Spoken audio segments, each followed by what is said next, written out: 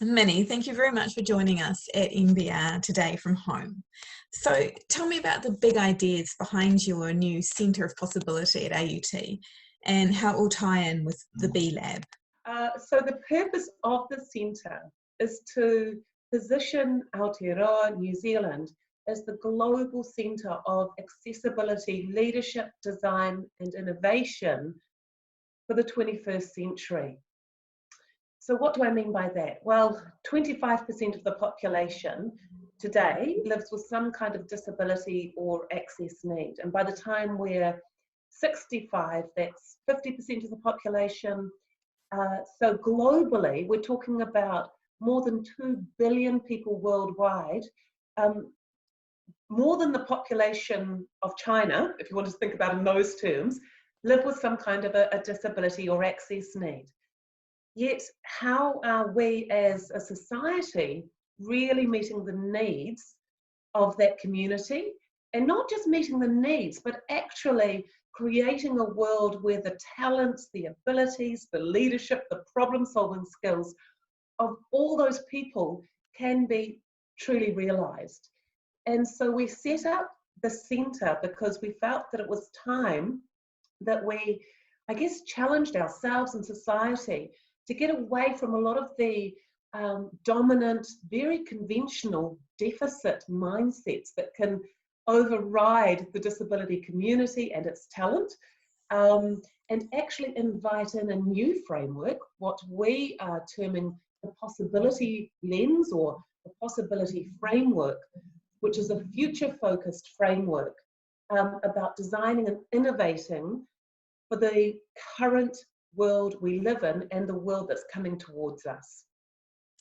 So that will sit alongside the work of the B Lab, and the B Lab grew out of Be Accessible, which was the organisation I had the privilege of founding about, well, actually 10 years ago, as it turns out.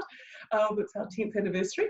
And the focus there is to really focus on the delivery of innovative programs. So the centre will be, I guess, the advanced guard, if you like, going out, innovating, creating hot housing ideas.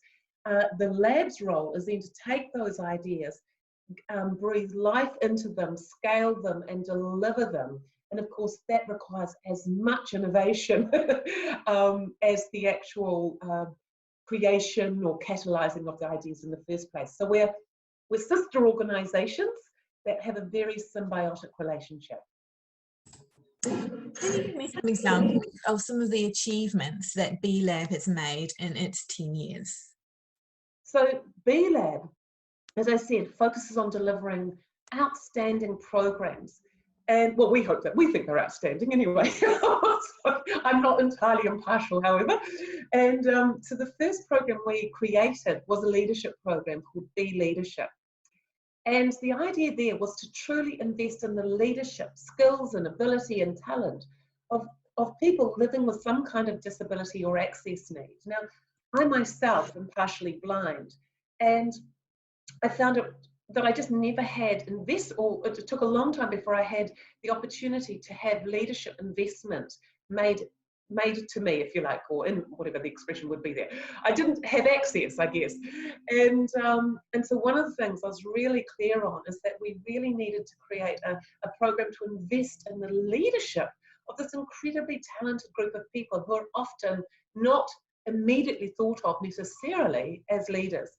And so we have now we've run 10 programs, one program a year, and we have more than 150 alumni doing the most extraordinary work all across New Zealand right now, and parts of the world actually. And part of that was about building a network of talented leaders as well, a community of leadership. The other thing we launched was a program called Be Welcome. And we actually launched that, we piloted that program through the Rugby World Cup 2011. And at the time, we built this program very much around the tourism market. These extraordinary tourism providers and organisations like the Sedima hotel chain, as just one example, and many of the airports, got on board and realised that if 25% of their customers or potential customers have access needs, what were they doing, or what weren't they doing to meet those needs? And so we've worked with hundreds and hundreds of private sector organisations, government organisations, community organisations, voluntary organisations, academic organisations, you name it, to start to really understand what does it mean to be a truly accessible organisation to all the potential customers, clients and staff who might have some kind of a disability or access need, and in a very contemporary way of responding as well. And what I found interesting, what I Sorry. found interesting, something that you've said before about people with an access need, is it can be a temporary situation. It can be someone who's going through treatment for, say, cancer or whatever, and so they have limited mobility. It can be someone who's pregnant and is suffering bad morning sickness. So it's quite a broad idea, and also, in a sense, most of us will go through some temporary access challenges in our lives. So another thing that strikes me is that you're not really asking businesses to be nice, you're asking them to be smart, because we're talking about untapped labour markets and untapped customers. You're absolutely right. And I think we've really got to let go of this sort of charity mindset. I don't mean, charities in themselves are very important, but there's a mindset where we often don't seem to take seriously this part of our community. And we're talking about a market that is worth trillions of dollars globally. Some people talk about it as the largest untapped or under-realized market in the world. So imagine if New Zealand, during the COVID environment, but coming out of this, and particularly as we hit what we increasingly know will be a massive, we're already feeling it, but the economic impact that we're all going to experience, where we're going to be needing to look to find new industries, new areas of talent, of productivity. What could that be? And I look at New Zealand and I think, oh my gosh, we're this extraordinarily resourceful, talented society with a very deep sense of, I think, social justice. So we know what the right thing is to do, and we know that that can also be combined with commercial impact. So if we put together those two things, I think we are uniquely positioned in the world to be the global centre of innovation, to meet the needs of those 2 billion people worldwide with access needs. So that's the opportunity. So when you're wearing your business hat, that's the driver. And at the same time, we then open up and create a world that everyone can truly flourish in.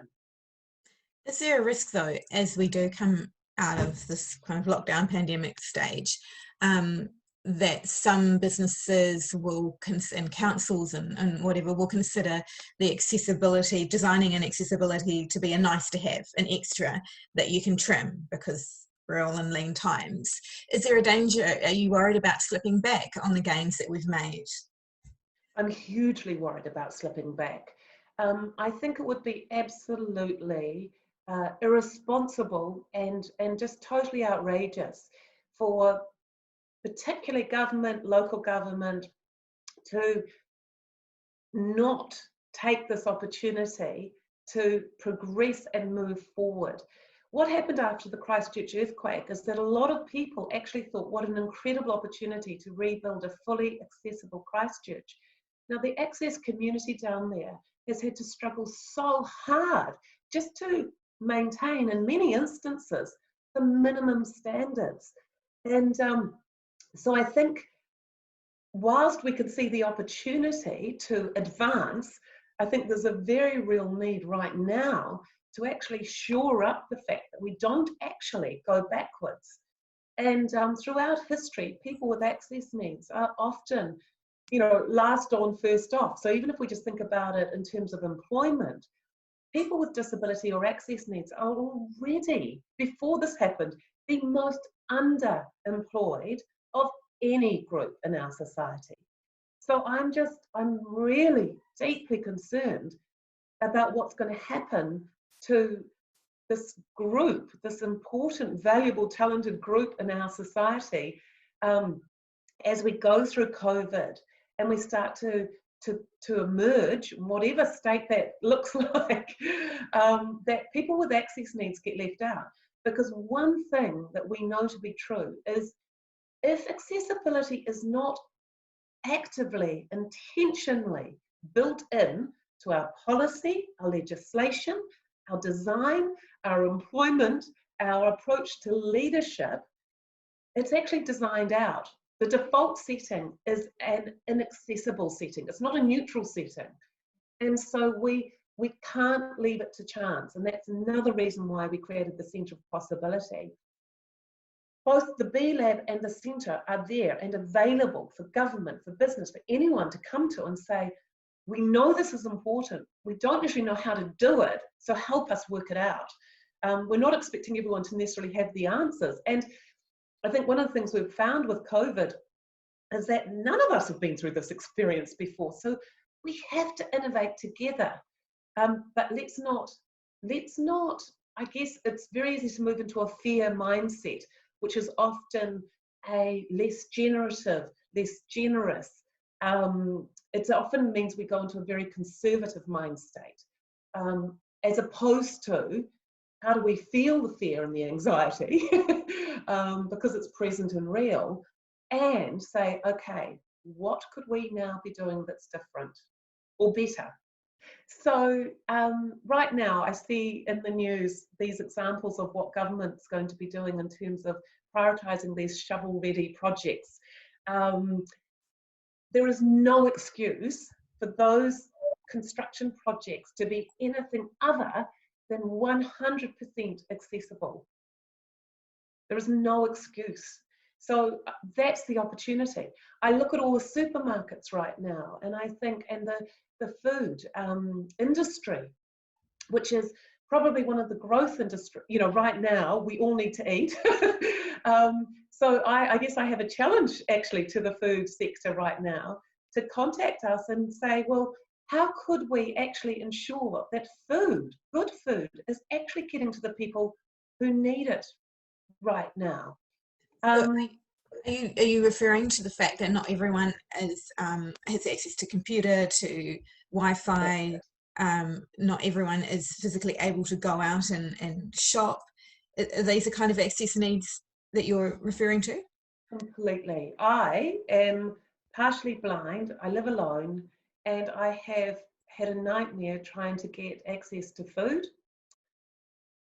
Sorry. My technology, which is amazing when it works, when it doesn't, where do I go to get help?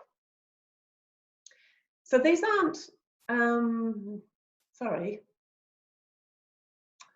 these aren't nice to haves. At one level, we're talking about the most basic aspects of human life. And when we went into COVID, I totally get the government had to move really fast. And we had to just resort to pretty extreme measures. We have not, I don't think we've got it right for Access citizens right now in this COVID environment. And I think as we move into level 3, if that's what's about to happen, I think we now need to reset and look at, well, what could we be doing differently? Talk to the Access community, find out what's worked, what hasn't, what can we learn? And I think actually probably the thing I'd like to go out on really, people with access needs have lived largely in varying degrees of isolation for many, many years. There's many aspects of the COVID world that aren't new to the Access community. And in many ways, we're actually probably the experts at living in restricted, locked down, limited environments. And in many ways are incredibly resilient, incredibly resourceful, and are incredible problem solvers. So I think when business, government are looking to explore ways of navigating this, engage with the people who have extraordinary experience in this kind of context, maybe not to this extreme, but don't make us the vulnerable and the needy. Don't keep reinforcing that, because what I'm finding is that, yes, I do feel vulnerable and I do feel needy, but I shouldn't, part of what's happening isn't, it's not necessary. COVID is amplifying certain experiences in the access community right now. I'd like to see us be able to amplify the positive aspects, the learning aspects, the innovative aspects. And again, let's be a little bit brave and look at what's possible. Let's take a possibility leadership lens here and look at what's possible. And if we don't know what's possible, let's start a conversation with a group of people who perhaps have a different way of looking at the world that just might be the very thing that helps us navigate a truly accessible, inclusive Aotearoa for everyone now and into the future.